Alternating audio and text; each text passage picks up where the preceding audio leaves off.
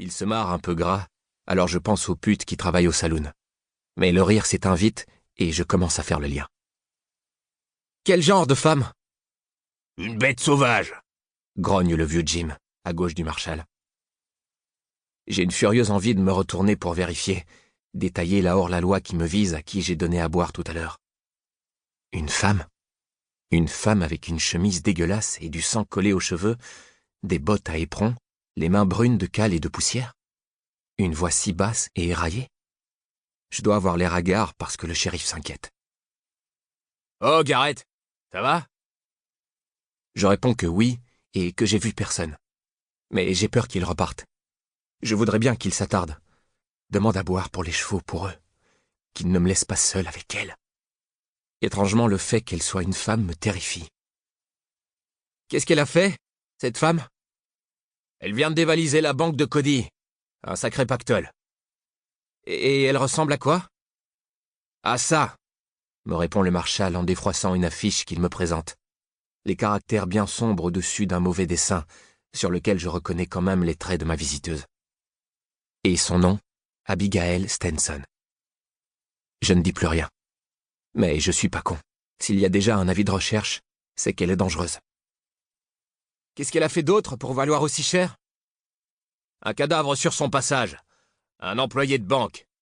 Le type était armé, il a voulu se défendre. Mort sur le coup, ajoute Bill, sombre.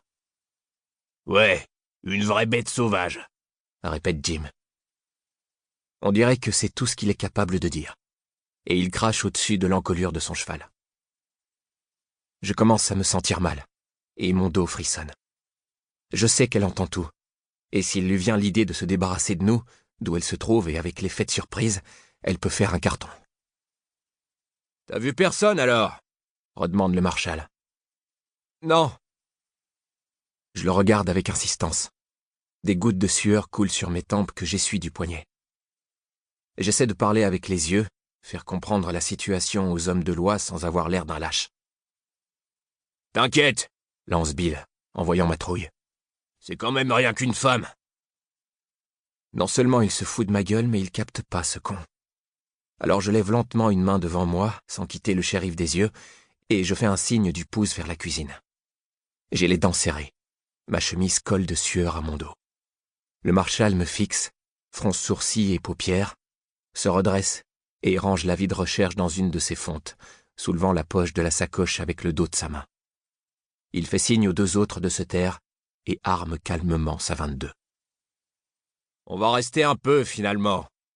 Tu veux bien donner à boire aux chevaux, Garrett ?» Je marche doucement vers l'escalier de la véranda. Je me revois l'été dernier clouer de nouvelles planches avec mon père, parce que les anciennes étaient rongées et que ma sœur manquait de tomber à chaque montée. Le Marshal et ses hommes sont descendus de cheval. Ils ont leurs armes en main. Une 22 pour le Marshal, une Winchester pour le vieux Jim, et Bill a sorti son Colt, qu'il tient à deux mains. J'avance avec la certitude qu'elle va tirer et que je vais mourir, mais rien ne vient. J'avance et descends les marches une à une, tandis que les trois hommes montent. Au passage, le vieux Jim me frappe l'épaule avec gentillesse. Je vois son visage crispé, ses plis au coin des yeux, sa mâchoire serrée sous sa barbe. Je l'aime bien. Il ne vient jamais écouter les sermons de mon père parce qu'il préfère traîner au saloon à l'heure de la messe, mais il a toujours eu de la sympathie pour moi, un mot gentil. Et l'automne dernier, un jour que je m'intéressais à sa Winchester, il m'a appris à la démonter avec une patience d'ancien dont les jours sont comptés. Une fois les pieds posés dans l'herbe, je sais que je ne suis plus une cible et je fais confiance au Marshal pour le reste. Les chevaux s'égayent autour de la maison et je n'ai aucune envie de m'occuper d'eux pour l'instant. J'attends que les hommes arrêtent la femme sauvage. Une déflagration, et Bill s'effondre, recroquevillé sur ses jambes. Jim et le Marshal se baissent d'un même mouvement de chaque côté de la porte. « T'es coincé, Stenson! N'aggrave pas ton cas !» La voix du Marshal résonne, calme et brutale. Il a l'habitude, mais je vois bien qu'il est inquiet. En rampant, Bill va s'adosser au mur sous les fenêtres de la cuisine. Il grimace de douleur, son pantalon poissé de sang de la cuisse au genou. « Sors d'ici, espèce de garce !» Il braille, rendu hargneux par la douleur. « T'as peut-être une chance d'éviter la corde si tu te rends !» Pour continuer à écouter ce livre audio gratuitement, cliquez sur le lien dans la description et vous pourrez l'écouter en entier sans frais grâce à l'essai de 30 jours d'Audible.